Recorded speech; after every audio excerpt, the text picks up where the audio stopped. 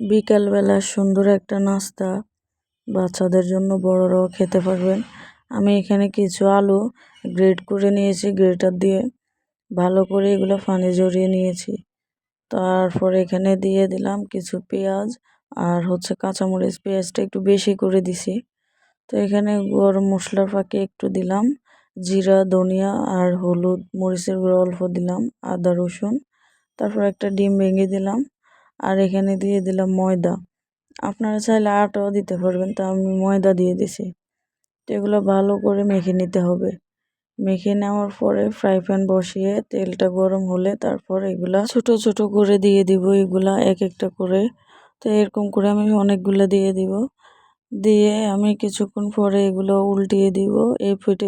তো এগুলা চাইলে আপনারা যখন তখন বানিয়ে নিতে পারেন। আমার বাচ্চাদের এগুলা ভালো লাগলো বললো, তো আমি তো ভালো করে এগুলো উল্টিয়ে দিতেছি।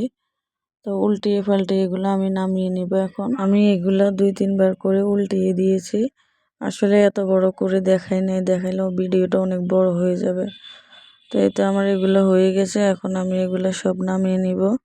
নামিয়ে নেওয়ার পরে আমি আবারও দিয়ে দিব, সব এক একটা ফোর দিয়ে দিচ্ছি। আর ভিডিওটা যদি ভালো লাগে অবশ্যই আপনারা কমেন্ট করে জানাবেন।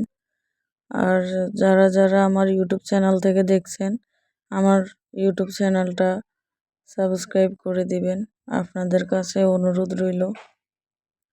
আমি ইউটিউব চ্যানেল খুলেছি নতুন। যারা যারা ফেসবুক থেকে আমার ভিডিওটি দেখছেন, আমার ইউটিউব চ্যানেলটা সাবস্ক্রাইব করে দিবেন, বায়োতে লিঙ্ক দেওয়া আছে। তো সবাইকে ধন্যবাদ। কমেন্ট করে জানাবেন কেমন হয়েছে।